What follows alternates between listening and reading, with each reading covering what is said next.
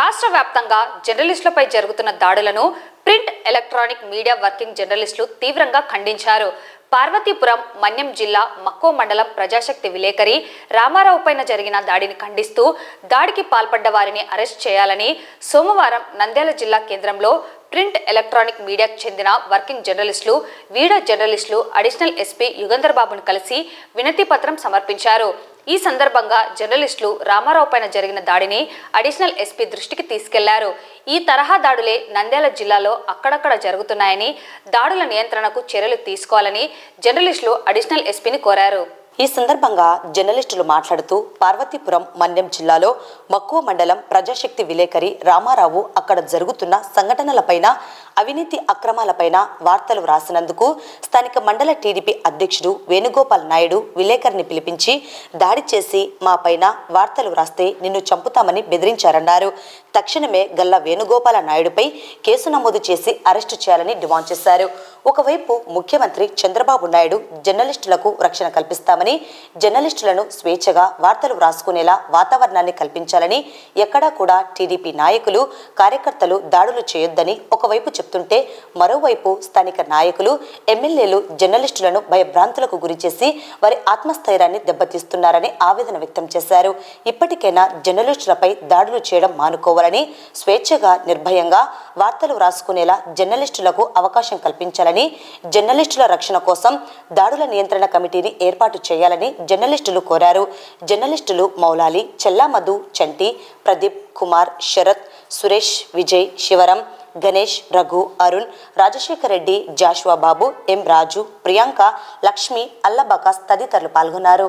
నిన్న సాయంత్రం పార్వతీపురం మన్యం జిల్లాలో ప్రజాశక్తి విలేకరి రామారావు పైన టీడీపీ మండలాధ్యక్షుడు వేణుగోపాల్ నాయుడు అనే వ్యక్తి దాడి చేసినాడు. దాడి చేసి మా మంత్రి మీద వార్తలు రాసిన నెగిటివ్గా, మా టీడీపీ నాయకుల మీద రాసిన, ఏమన్నా అవినీతి మీద మా మీద రాసిన నీ అంతు చూస్తాము, నీ ఇంటికి వచ్చి నిన్ను చంపుతామని విలేకరిని బెదిరించడం జరిగింది. అతని మీద భౌతికంగా దాడి చేయడం జరిగింది. ఆ దాడిని జర్నలిస్టులుగా రాష్ట్ర వ్యాప్తంగా ఈరోజు జర్నలిస్టులుగా ఖండిస్తున్నారు. ఇట్లా వార్తలు రాసే జర్నలిస్టుల మీద దాడులు చేయడం సరైనది కాదని ఈరోజు జర్నలిస్టులుగా ప్రతి జిల్లాలో ఎమ్మెల్యే, కలెక్టర్లను, ఎస్పీలను, డిఎస్పీలను కలిసి వినతి పత్రాలు ఇవ్వడం జరుగుతుంది. అందులో భాగంగా ఇక్కడ మన నంద్యాల జిల్లాలో ఏఎస్పీ గారికి కలిసి మెమరాండం ఇవ్వడం జరిగింది. అంతా జర్నలిస్టులు, అన్ని పత్రికలకు సంబంధించి, ఎలక్ట్రానిక్ మీడియాకు సంబంధించిన జర్నలిస్టులు అందరూ కలిసి ఈరోజు ఇవ్వడం జరిగింది. మేము ఒకటే కోరుతున్నాము, టీడీపీ నాయకులను, ఆ టీడీపీ కార్యకర్తలను కూడా వార్తలు అనేది జనరల్గా రాస్తూ ఉంటారు, జరిగిన అక్రమాలపైనే రాస్తున్నారు తప్ప వ్యక్తిగతంగా మిమ్మల్ని టార్గెట్ చేసి రాయడం లేదు. కాబట్టి దీన్ని దృష్టిలో పెట్టుకోండి. మీరు కూడా సక్రమంగా పనులు చేయండి. మీ పనుల గురించి వార్తలు రాస్తారు. కాబట్టి మీరేదో అవినీతి అక్రమాలు పాల్పడుతుంటే ఆ వార్తలను రాస్తే మీరు దాడులు భౌతికంగా చేయడం అనేది ఇది కరెక్ట్ కాదు. జర్నలిస్టులు మీకు చాలా అవసరం. ఆ అవసరాన్ని మీరు ఉపయోగించుకోండి. ఇప్పుడు చంద్రబాబు నాయుడు జర్నలిస్టులకు మేలు చేస్తాం, జర్నలిస్టుల మీద దాడి చేయం, జర్నలిస్టులకు రక్షణ కల్పిస్తామని ఒకవైపు మీ అధినేత చెప్తూ ఉంటే, మీరు ఇక్కడ కింద స్థాయిలో దాడులు చేయడం ఇది మంచి పద్ధతి కాదు. కాబట్టి ఇలాంటివి మానుకోండి.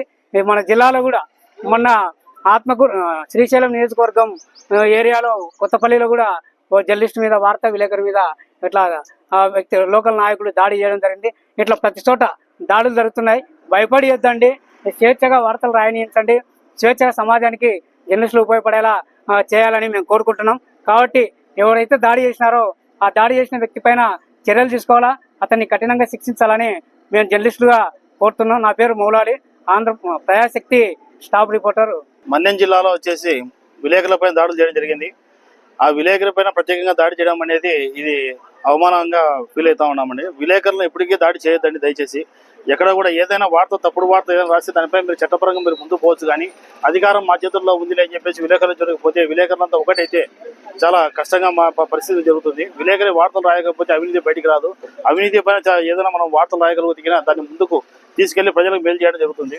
మీరు ఇది గుర్తించకుండా మీరు దాడులకు అనేది చేయడం ఇది చాలా హేయమైన చర్య. ఇది ఏ పార్టీ అయినా సరే, ఎవరైనా సరే దాడులు మానుకోవాలని చెప్పి మనవి చేసుకుంటా ఉన్నాం.